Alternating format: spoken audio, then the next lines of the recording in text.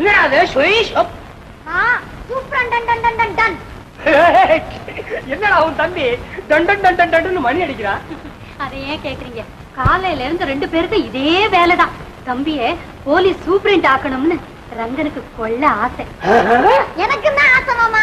இல்லை, நம்மள மாதிரி கஞ்சிக்கே லாட்டரி அடிக்கிற ஏழப்பட்டவங்க தலைக்கு கைய வச்சு தூங்கி கனவு காணும் போதாண்டா விருந்தே சாப்பிட முடியும். ஆசைப்படுறதுல ஒண்ணும் தப்பு இல்ல. ஆனா இந்த டிங் டிங் டிங் வேலைக்கெல்லாம் கொஞ்சம் வசதி வேணும்டா. மாமோ இங்க பாருங்க, கண்டிப்பா என் தம்பிய போலீஸ் சூப்பரண்டா ஆக்கத்தான் போறேன். அது நீங்க பார்க்கத்தான் போறீங்க. அது வரைக்கும் எனக்கு ஆயுசு இருக்குன்ற ஆசையோட உனக்கு உறுதி இருக்குடா. முரட்டு பயல, நீ ஜெயிச்சாலும் ஜெயிச்சிருவே. அன்னபூரணி, கண்ணா பின்னான்னு கற்பனை பண்ணிக்கிட்டு இருக்கிற வேலைக்கும் நீ வத்தி வச்சுட்டு போற. நீங்க என்ன சொல்றீங்க? அங்க ஜமீன்தாரணி அம்மா மணி 8 ஆகுது, இன்னும் அன்னபூரணி வேலைக்கு வரலையான்னு பத்திரகாளி ஆட்டமா ருத்ர தாண்டம் ஆடிட்டு இருக்காங்க போல. ஆமா, நேரம் ஆயிடுச்சு. நீ சீக்கிரம் புறப்படு. நானும் வந்துட்டேன். நீ படிச்சுட்டு பள்ளிக்கூடத்துக்கு டங் டங் டங் படிச்சுட்டு பள்ளிக்கூடம் போறியா? அவனாவே பள்ளிக்கூடத்துக்கு போய் படிப்பா, நீ என்னடா தலையிடா? விரலுக்கு தகுந்த வீக்க வேணும்டா. அடையா சண்டை சோறு. நீ கட்ட கட்டுக்கு 2 பொண்டாட்டியா இருக்குது ஒண்ணு, கட்டி இருக்கிறது ஒண்ணு. பட்டி மாத்திரம் கட்டிட்டு வர்றியா? எப்படா முதல்ல அடிக்க போற? மடையா வர்றா பாரா ரங்க. அவனை பார்த்து நீங்களா தெரிஞ்சுக்கிறேன்டா. அவனும் தாண்டா உன்ன மாதிரியே ஜமீன்ல வேலை பாக்குறவன். உழைச்சு சம்பாரிச்சு ஜமீன்ல எவ்வளவு கொடுத்து வச்சிருக்கான் தெரியுமா? எனக்கு போய் 2 பாக்கெட் சார்மனார் வாங்கிக்கலாம். கனவுல நான் தம் அடிக்கணும். நீ அதேவா போடா. புத்தையா, அந்த மூட்டை எல்லாம் இறக்கி வை. யோ ராமசாமி, நீ இங்கேயா இருக்க? போய் ஜமீன்தார் மேல ரொம்ப கோபமா இருக்காரு.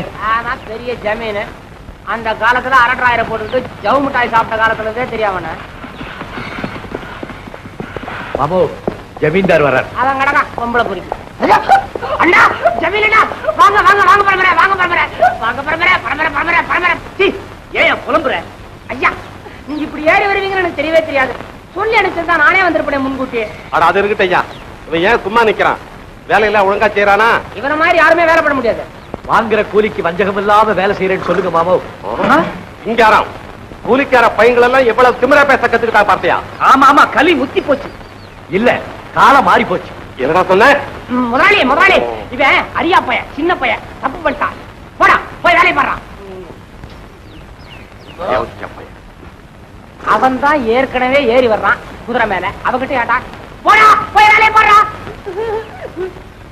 முதலாளி. ஐயா சாமி, கிளியூர் ரத்னா வீட்டுக்கு ஒரு 100 மூட்டை சம்பாரம் அனுப்பிச்சிரு. இல்ல, அது நம்ம வீட்டுக்குன்னு தனியா ஒதுக்குறதாச்சுங்களே. அதுவும் வீடுதான் ஐயா. யோ நீ பேசலையா, குதிரை பேசுது. ஐயா சாமி அனுப்பிச்சிருங்க. ஆனா அதை எந்த கணக்குல எழுதுறது? அம்மன் கோயில் காணிக்கை ஆகட்டும் ஆகட்டும். பாப்பலாம். என்னையா அது அக்கிரமமா இருக்குது? வெப்பாட்டி வீட்டுக்கு அனுப்புறேன்ல, அம்பாள் சன்னிதானத்துக்கான். இப்படி எல்லாம் கணக்கு எழுதுனா நாளைக்கே கைவிரல் இப்படி ஆயிடும். ஐயோ ஐயோ. தர்மராஜா மாதிரி இருந்தார் பெரிய ஜமீன்தார். அவர் பேரை கெடுக்க வந்திருக்கான். எனக்கு வந்த கோபத்துல குதிரையில இருந்து அவனை உருட்டி இருப்பேன். என் தம்பியோட படிப்பு கெட்டு போயிடுமே சும்மா. மாமா, எனக்கு ஒரு 10 ரூபா பணம் கொடுங்க. நான் கிளியூருக்கு போய் என் தம்பிக்கு பேனா வாங்கிட்டு வரேன். கிளியூரா போற? புடி 10 ரூபா. அப்படியே 100 மூட்டை நெல்ல அந்த கிளியூர் ரத்னா வீட்டுல இறக்கிடு. சரி, நீ பேனா வாங்கி கொடு. நெல்ல விஷயம் நான் பாத்துக்கிறேன். அம்பாள் சன்னிதானத்துக்கு தருமம். தருமமா அது கருமம்.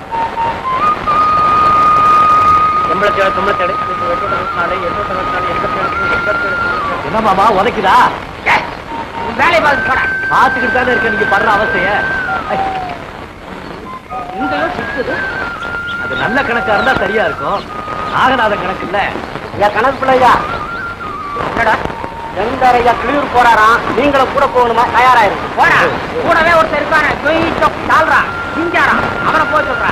கால்ரா தாளத்தை தப்பா போட்டு கால் உடஞ்சு கிடக்கலாம். நீங்க தான் போகணும். நல்ல வேலை உங்களுக்கு. அவன் ஜமீன்தாரன் கண்ட சிரிக்குங்க வீட்டுக்கு உள்ள போயிடுறான். நான் வெளியே காவல் நிக்கணும். நான் வரமாட்டேன்னு சொல்ல வேண்டியதானே? டேய் ஐயா வரமாட்டேன்னு சொன்னாலும் ஏன் கட்டுற இதெல்லாம் எதுக்காக தெரியுமா? யார் வைத்துக்கார? இல்லடா, அவன் நிலத்தை பார்க்க போறேன்னு அந்த ஊருக்குள்ள அவன் பண்ற அக்கிரமம் ஆண்டவனுக்கே அடுக்குமா. ஆண்டவனோட மறுபிறவி ஆச்சு நம்ம ஜமீன்தார் ஐயா. கிளியூர் எங்க, சோலையூர் எங்க, 50 கல்லு இருக்கும். நேரடியா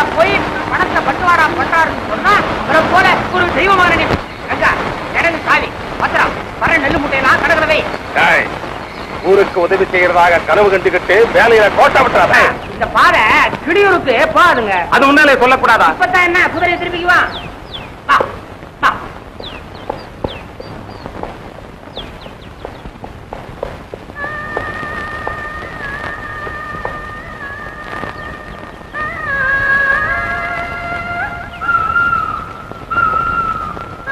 ஐயா சாமி, நீ இப்படியே திரும்பி போ.